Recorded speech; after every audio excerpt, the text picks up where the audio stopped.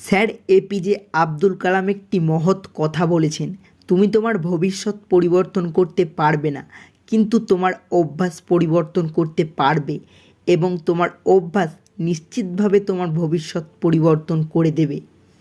প্রত্যেক মানুষ জীবনে সফল হতে চায়, কিন্তু বর্তমানে মানুষের কিছু বদ অভ্যাসের কারণে বারবার ব্যর্থতার সম্মুখীন হতে হয়।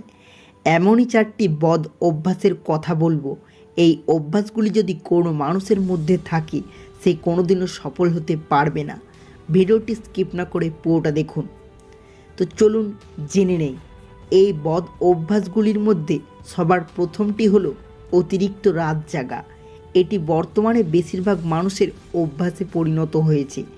বর্তমানে বহু সংখ্যক মানুষ ঘুমাতে ঘুমাতে মধ্যরাত করে ফেলে এবং বেলা 10টা-11টার দিকে ঘুম থেকে ওঠে। এই অভ্যাস আপনার মধ্যে থাকলে আজ থেকেই এটি ত্যাগ করুন। সকালের মনোরম শীতল বায়ু শরীরের জন্য খুবই উপযোগী। বিশ্বের অন্যতম সফল ব্যক্তিরা সকালে দ্রুত ঘুম থেকে ওঠেন। দ্বিতীয় বদ অভ্যাসটি হলো বিভিন্ন ধরনের নেশার সাথে জড়িত হওয়া। বর্তমানে মানুষ পুষ্টিকর খাবারের থেকে নেশাদ্রব্য বেশি সেবন করে, যা শরীরের জন্য মারাত্মক ক্ষতিকর। দীর্ঘদিন নেশাজাতীয় দ্রব্য সেবনের ফলে মানুষ শারীরিকভাবে অক্ষম হয়ে পড়ে এবং যৌন ক্ষমতা কমে যায়। তাই জীবনে ভালো থাকতে চাইলে নেশাদ্রব্য বস্তু এড়িয়ে চলুন। তৃতীয় বদ অভ্যাসটি হলো অতিরিক্ত মোবাইল ফোন ব্যবহার করা। বর্তমানে জোয়ান থেকে শুরু করে বয়স্ক লোক পর্যন্ত সকল মানুষই এই অভ্যাসে আসক্ত। মোবাইলের ডিসপ্লে থেকে যে লাইট নির্গত হয় তা মানুষের চেহারার সৌন্দর্য ও চোখের জ্যোতি নষ্ট করে চলেছে।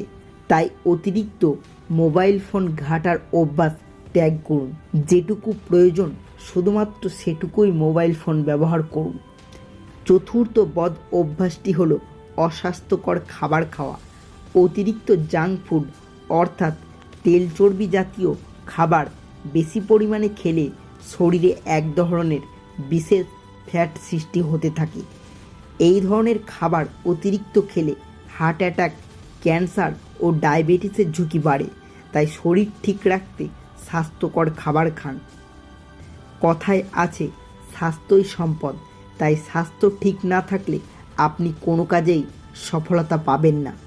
কোনো মানুষের মধ্যে যদি এই 4টি অভ্যাস থাকে, সে কোনোদিনও সফল হতে পারবে না।